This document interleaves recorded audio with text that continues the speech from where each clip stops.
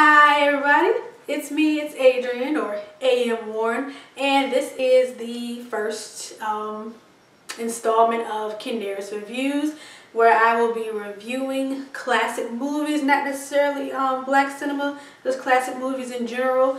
My goal is to stay objective, but I probably won't. The first movie we are going to review, as you can see, is the Harlem Globetrotters. So this movie came on Turner Classic Movies last month because Dorothy Dandridge was the star of the month on TCM.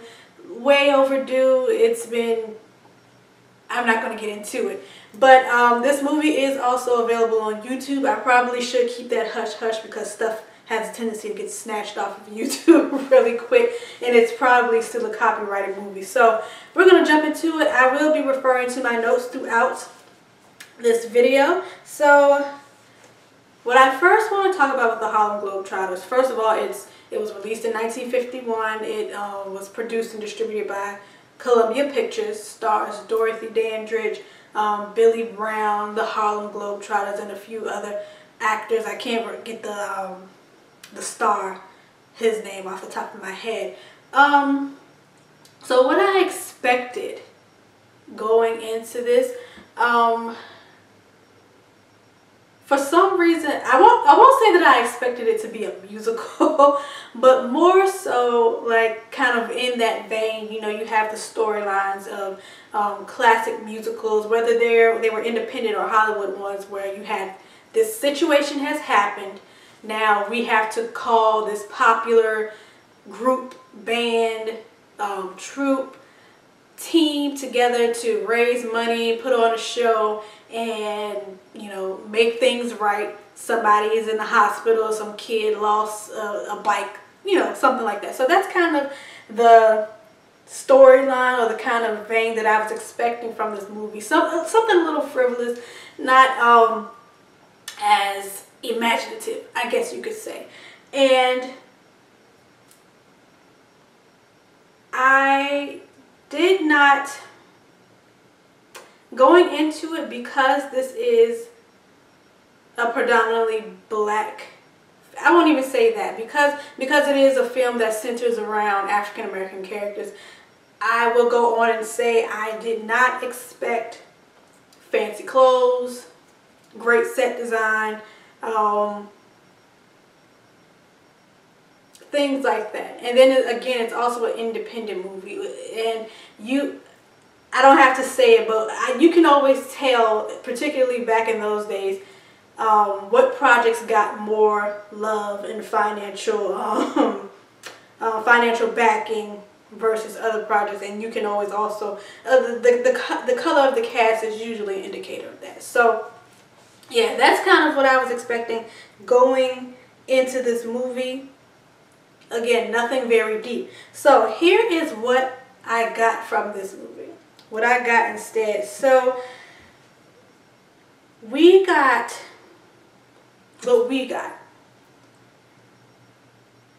a somewhat of a historical piece. And I don't say that like, oh, it's a period film. In a way it is. But it's I didn't expect to kind of stretch this out. It's a showcase of a period in time in American history, in Black American history, where past and future, past and present kind of collides in everyday life, in social life, and in Hollywood, in film as well, and entertainment. So again, this movie was released in 1951. So this is around a time when, again, where tradition is kind of clashing with something new. This is kind of the beginnings of the Civil Rights era. Very, very early into that, this is when we start seeing a new kind of star like Dorothy Dandridge. This is where Sidney Poitier is so slowly coming in, Harry Belafonte, and James Edwards, Eartha Kitt. You see these new personalities, these new black personalities coming in, and the characters that we saw before, the maids, the butlers, the valets, the domestic characters, the negatively perceived characters. So like the Hattie McDaniels, the Stephen Fetchits, the Willie Beston, the Louise Beavers. This is where we kind of see characters, Teresa Harris. We see characters that they play or that they kind of embody. They're slowly being pushed out. I won't even say pushed out because they're still around. They're being transformed. We're now slowly being introduced to new ways of seeing black people, a new type of black character. I'm not going to say black person because it kind of indicates that black people don't exist unless they're on the screen. But we're starting to see a new type of black Hollywood character coming onto the screen. And with that comes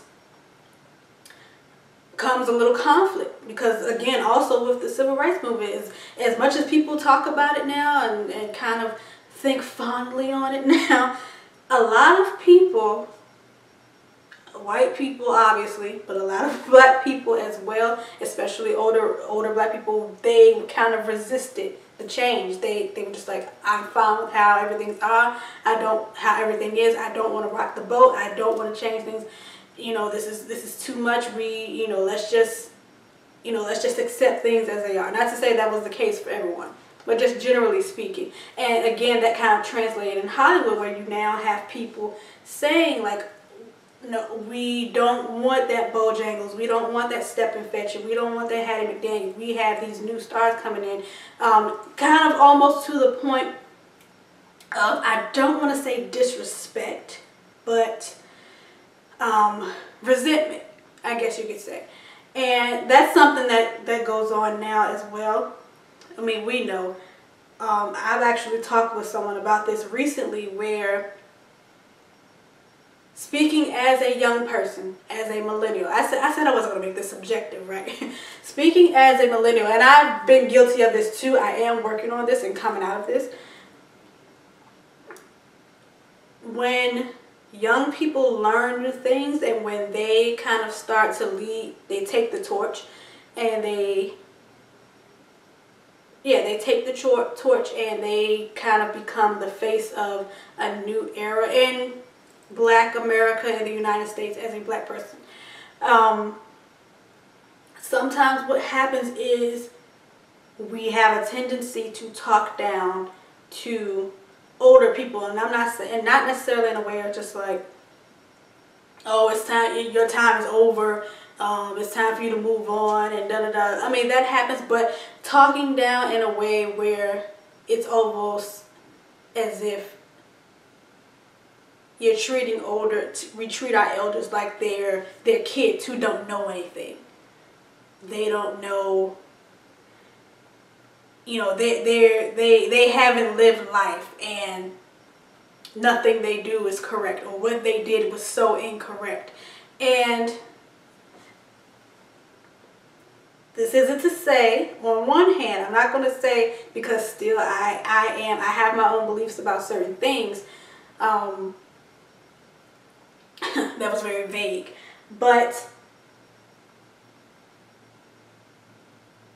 it's almost as if when we learn new things, and this isn't just a millennial thing. This is just something that young people do. We open up a few books and we read them. We learn something new, and then all of a sudden we know more than everybody else. So this is something that happens in every generation. It's just like, and I'm going to go ahead and give an example. I'm not going to go too deep into the current politics. So Angela Davis recently, I'm not going to say she endorsed the Democratic candidate for president, but she kind of indicated that she would be voting for them. And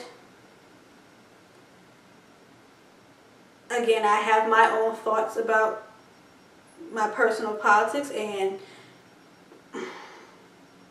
I personally don't like having to choose between, never mind. But let me get to what I'm saying. when she kind of said she's putting her support behind Biden, you had a lot of young people who kind of talked down to her, like, how dare you, and what's wrong with you, what happened to Angela Davis, what happened to the radical, what happened. Angela Davis is in her 70s, almost in her 80s. She's been on this earth for 70 plus years. She's seen a lot of things. She has said she was there when the Birmingham church was bombed with the 4 little girls. She has seen things, and she's been on this earth. So it's one thing to disagree with elders in general, because I have no issue with that in my personal life. I have no problem saying I don't agree with this method. I don't think this method has worked. But then there comes a point where you should not talk down to people who have been here longer than you. So, pulling myself back, I think that's kind of what happens in the Harlem Globetrotters. This is what the movie depicts, what it portrays. You have the Harlem Globetrotters, a group, an organization the movie came out in '51. I think the Globetrotters started in the 1920s, I think. You have this group who's been around, and you have to imagine who are the Harlem Globetrotters? What do? They entertain, they play basketball, it's the age-old story where it's just like, okay, black kids see either the Harlem Globetrotters, for success they see the Harlem Globetrotters, Hollywood, or whatever else, which has never been true, but that's the kind of visual we get. Like, we don't have that many opportunities for fame, for success, for a lot of money. These are the few avenues that we have, and the Harlem Globetrotters happen to be one of those avenues. So you have this organization who's been around for a long time, and you could say they kind of do this thing where they entertain. They're not intimidating. Let's say that. And they make people laugh. They make everybody laugh. They're talented, so on and so forth. And you have this young guy, Billy Townsend, played by Billy Brown. He's, in a way, representative of the new Negro, the new black person, the new Hollywood black actor, or the new black Hollywood actor, new black Hollywood character. He joins the Harlem Globetrotters, but he doesn't take them seriously. To him, it's just they are very well paid, and it's basketball. He's a basketball player. He's a kid in college. He's just like, I want to make some money now so I can establish myself, and then I'm going to go to a real basketball team. That's his way of thinking. He kind of looks down on this organization. To him, it's not important. It's not serious. And then the moral of the story becomes, or as we go further into it, this team is very important to the black community. So how dare you come in and say, or come in and treat it like it's nothing, like it's just whatever. It's not significant. And again, it's the clash. It's like the Billy Townsend character. He's studying chemistry in college, and again, he was a college basketball player. So he's representative of the person, the young African American that's like, we don't have to, smile and grin and shuffle around and dance to be successful. Like, we can go to college, we can get an education, we can major in chemistry, we can major in law, etc., etc. So we have this, basically this movie gave me something that I was not expecting. I was not expecting a clash of generations. I wasn't expecting that storyline. And I was pleasantly surprised, and I, in fact, was very happy, because I would not have thought, because I went to see the Harlem Globetrotters when I was a kid. Like, it in my mind, they were just, of course, when I was a kid, it was different. They were funny. They were fun to watch. My mom took me and my sister to see them. Boom, bam. I get older, and it's just like, okay, yeah, this is. They are very talented. They began in the early 20th century, so I know that there's a historical significance to them. I know, you know, like a Dorothy Dandridge, like a Sidney Poitier. Yeah, they're entertainers, but they also represent something significant. So yeah, I just was not expecting that, and I was so pleasantly surprised, because what I was about to say was I would not have thought about the Harlem Globetrotters as this this separation, or one of the many groups that depicted the separation between generations. I would not have imagined, I would have never had the snapshot of who the Harlem Globetrotters were and what various groups of people thought about them. So I was very grateful for that story. The script was written by Alfred Palka, and we'll get to him. And so let me move on to the next segment of this review. So what I liked about the movie, like I said, I didn't expect the movie to delve into such a deep issue. Like the commentary it was subtle. That's another thing that I like. It wasn't heavy-handed.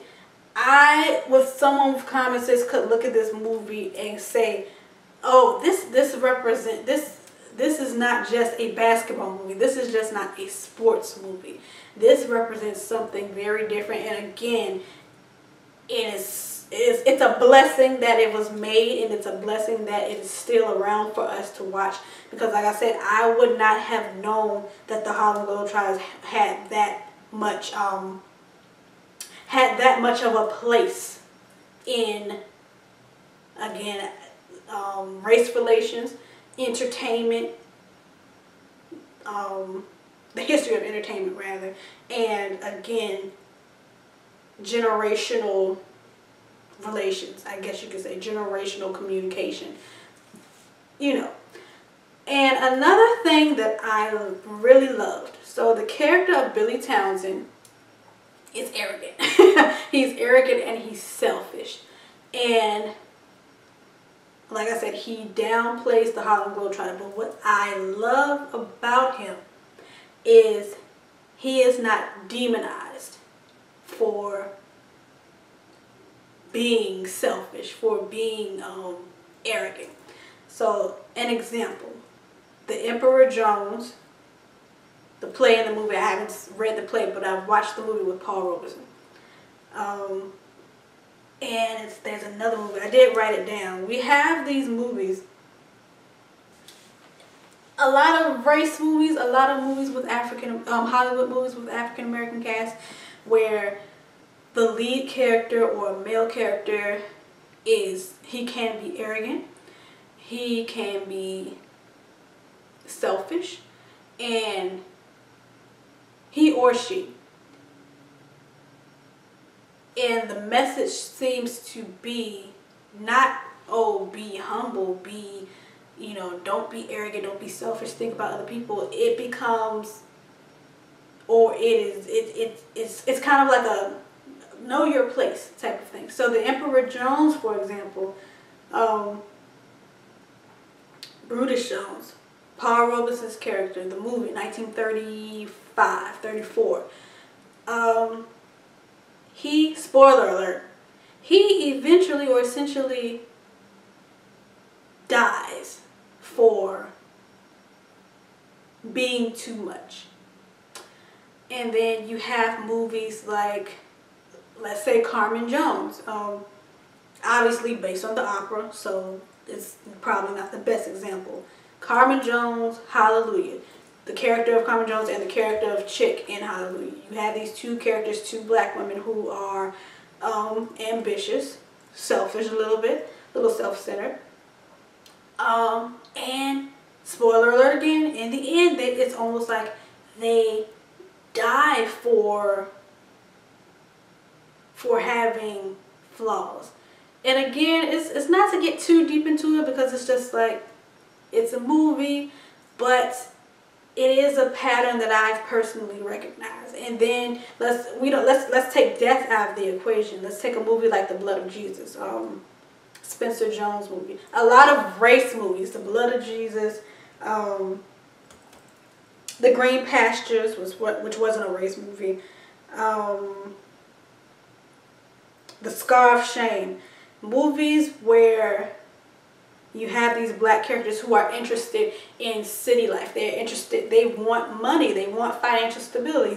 Not even that, they want wealth. They want to look nice. They want a nice house, they want clothes, and it's almost like they're penalized for that. They're almost punished for that. And it's just like, no, it's okay to be, live a rural life, which it is, but it's almost like that's the life you, black person, are supposed to live. You're not supposed to desire these other things. If you do, you're going to hell. You're going to die. It's all sin. It's all like as soon as you move to the city, you are going to sniff a lot of coke. that was a bit much. I'm sorry, but it's almost that. It's like city life for the African American, for the black person at the time, was always depicted as the milestone or the stepping stone to just drugs, alcohol, just a downfall, And what I liked about the Harlem Globetrotters, again, is you have this character. He is selfish, he is arrogant, he wants money, he wants financial stability, and he is not demonized for it. He doesn't die. Like, nobody tries to, kill him or anything. His wife doesn't die. Excuse me. He's allowed to learn his lesson, and he has a happy ending. And I was very happy to see that, because I'm really trying to think of a movie where a black person, a black character, or even a poor, not even necessarily black, but a poor, lower class character aspires to greater things, and then it's almost like they're made to feel bad for it. And I like that. I really like that Billy Townsend was not demonized or punished for wanting better for himself. He learned his lesson. He made his mistakes. He learned from them, and he still got a happy ending. He still got the life that he wanted. So I want to move on to the next section. We're going to move into the ratings pretty much. So before that, I want to tell you what I didn't like about this movie.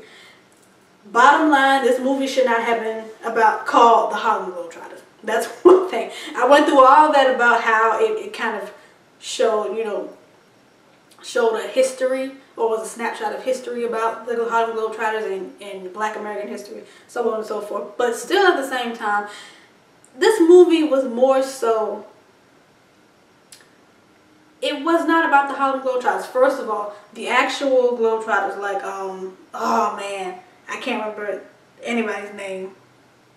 It's a blank. But the actual legendary founding members or early members, we probably see them in like a handful of scenes. And that was partly a good thing, because none of them could act. Sometimes they looked at the camera when they delivered their lines, which was funny to me. But it was just like, okay, yeah, I probably wouldn't give them that many lines myself. Or, and then again, it's an independent movie. Columbia probably was not, Harry Cohn probably was just not that interested in putting that much power and production and money into this movie. So they needed actor lessons, but nobody was going to give it to them. Nobody was going to waste time doing that. And they probably shot the movie in like 10 days. So we get like footage of the Globetrotters playing, which was fun. Again, it was a fun watch. It was fun to watch that. But the movie was basically, it was like watching a ESPN documentary with narrative, with plot surrounding it, like you had a 30-minute segment, like a few minutes of Globetrotters playing, and then somebody was like, okay, well let's write a story around it. And that's not something against the screenwriter, because I could see what the screenwriter was trying to do with this movie. The script was good, but the actual everything else was just like, okay, we just, we want to get some black people watching our movies, and we also don't want to put too much money into making something for black people. Let's just throw in some footage of the Harlem Globetrotters playing, and let's write a little story to go with it, and bam. So we barely see the actual Harlem Globetrotters. We see them play, but we don't get too much information. We get like little funny interviews where like a reporter is talking to them, asking questions while they're on the bus. But it's really not about them. It's supposed to be about Billy Townsend. And it should have been called Billy and the Harlem Globetrotters, or yeah, anything but that. Because like I said, we only saw them in like a handful of scenes, and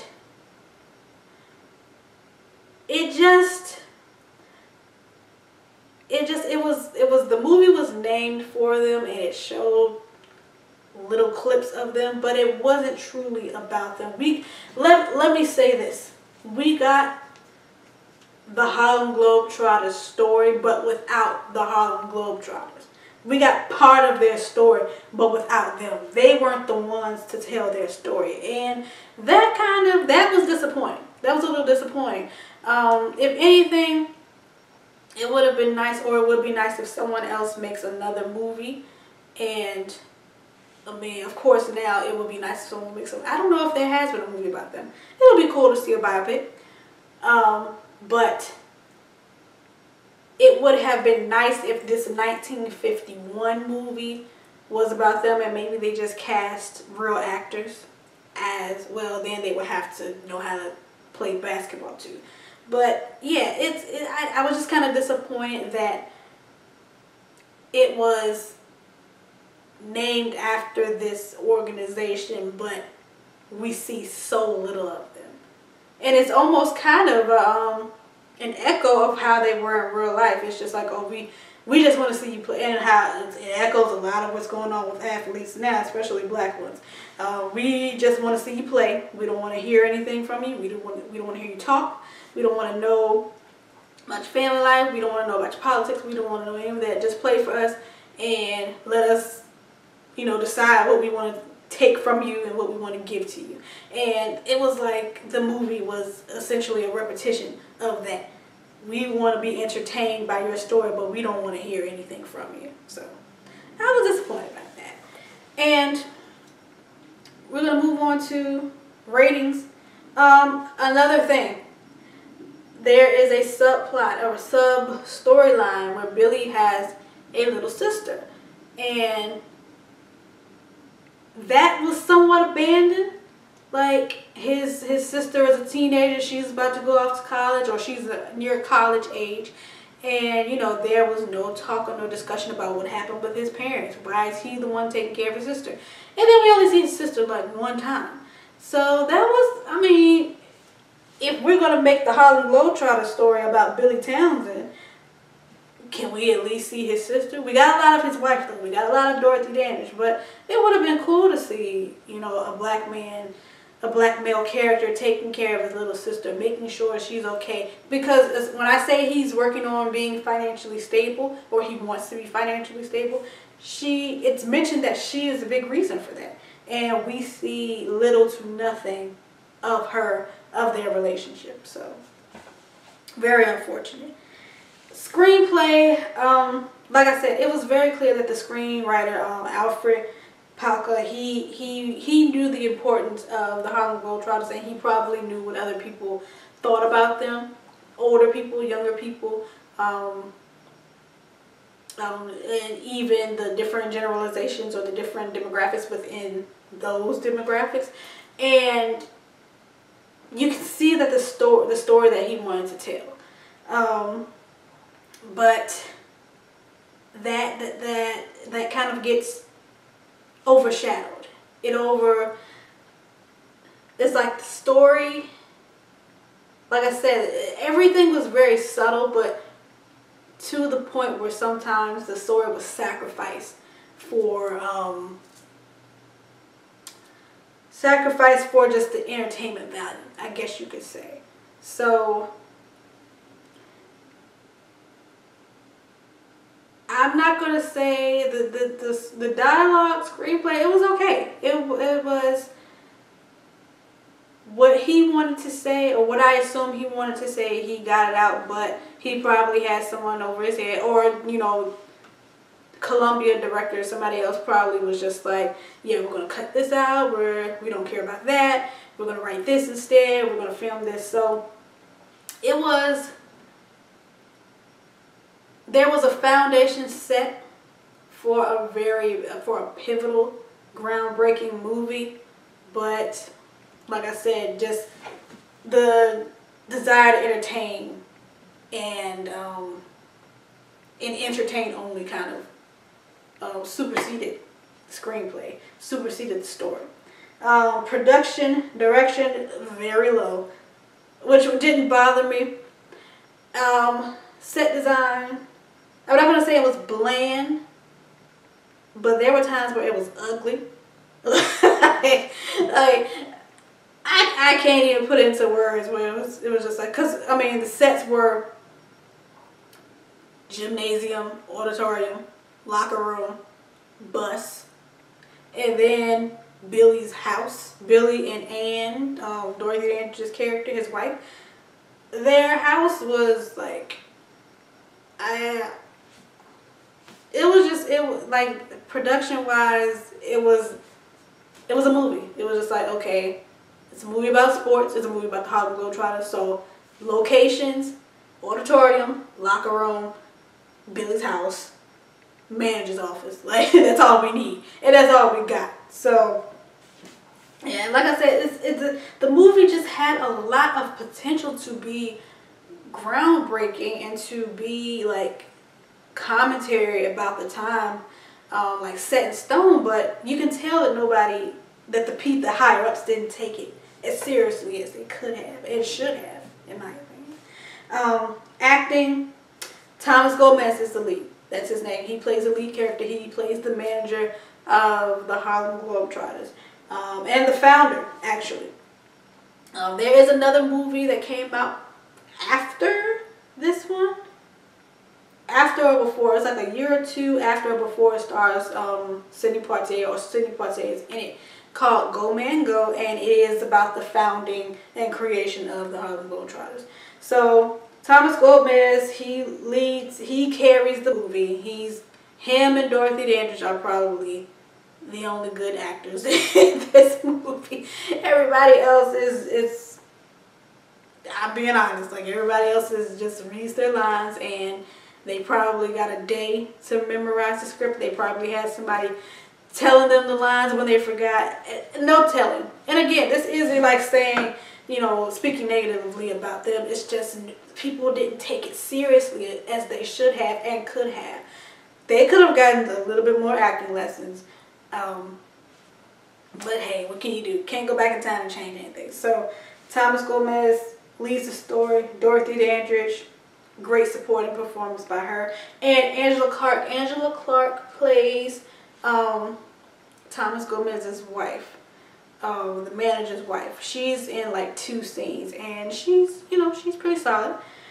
And another great performance was by Bill Walker. He played the role of Professor Turner, who was an HBCU professor, historically black college professor. They don't give the name of a college. It's just he's coming out. He's a chemistry professor. He wants to bring Billy into the school. He wants him to teach. He wants him to be a student. Wants him to work in some capacity with the school. When I watched it, I knew immediately who he was. He was in A Piece of the Action, the movie with Sidney Poitier and Bill Cosby and Denise Nicholas and a few other people. The last of the 3 movies that Poitier and Cosby did together. And Bill Walker plays the pastor, or he plays a character he's in one scene and he talks very slow, and it's supposed to be a funny scene. And this movie came out in the 70s. The Harlem Globetrotters came out in the 50s, and he had like bald gray hair in the Harlem Globetrotters. And the first thing I thought was like, how old is this man? And it made me look him up because, like, first of all, he was very good in the Harlem Globetrotters, and it made me realize there are so many black actors whose names we don't know. We know their faces, and we might recognize their voices and things about them, but we don't know their names, or at least I didn't know his name. And they've been around for so long. Him, somebody else, Helen Martin, who played Pearl on 227. I'm 90% certain that she's one of the dancers in Dirty Gertie from Harlem, with Francine Everett. I'm almost certain it's her. And it made me wonder, like, oh my God, like, how long has Helen Martin been doing movies? Like, Mother Jefferson on the Jeffersons, Zara Cully. She was a vaudeville actress, a stage actress. You look at movies like this, and you look at, especially those older actors in the 70s, you see them and they play these funny character actors, or these funny characters, and then you look at a movie from the 1940s and 50s and you're like, wait a minute. Like, I know exactly who this is. So I was happy to see Bill Walker in this movie because it made me go look at his filmography and see how much he was in and see how much he'd done. So shout out to him. Rest in peace. And I think he passed away, I think, in the 80s. Like, he lived a pretty solid life and had a pretty solid career. Like, you know, worked in a lot of movies. So that is the movie. That is my review. I gave this movie a rating of C+. I'm doing alphabetical ratings, so I went all out. I found a grade scale like I was a teacher and gave each thing like GPA ratings, and, you know, transferred or converted to lettering. So I give this movie a C+. I said, yeah, it's not a horrible movie, but it would have been so much better had production and Columbia, and I'm not going to say director, but maybe director too. If it was taken more seriously, it could have, we could talk about it the same way we talk about Carmen Jones and Stormy Weather, Cabin in the Sky, those monumental black movies, Hollywood productions, independent, non-independent, those movies we talk about, people really don't talk about the Harlem Globetrotters like they should. Like, it's not a movie that's mentioned a lot, and it really has the potential to become one of those movies, or had the potential. It's very much a movie like Spirit of Youth, the Joe Louis movie, which was independent. It was independent and it was a race movie, but it's a movie that historians talk about. The Jackie Robinson story was an independent movie, and it's a movie that people talk about. And you don't hear much about the Harlem Globetrotters, 1951. And that is definitely a shame. So hopefully TCM's airing sparked some interest and had people putting it on their watch list for later, for another time, DVRing it. And, you know, hopefully people will try to find the DVD now. And hopefully I have some impact or get you interested in watching it yourself. So that's my review. It was not supposed to be this long, but I'm not going to complain if you don't complain. So thank you so much for tuning in. The next review will be up next week, depending on when you watch this. If you watch this Saturday, it will be up next Saturday. So again, thank you so much for tuning in. Hope to catch you on the Kindaris Pictures podcast, or I hope you catch me. That comes on every other Monday at 7 p.m. or it airs on Anchor, Apple Podcasts, Google Podcasts, Stitcher, Overcast, everywhere you listen to podcasts, probably everywhere but SoundCloud, because I think I have to put it on SoundCloud. Anyway, blah, blah, blah. Visit kindarispictures.com for any information that you need.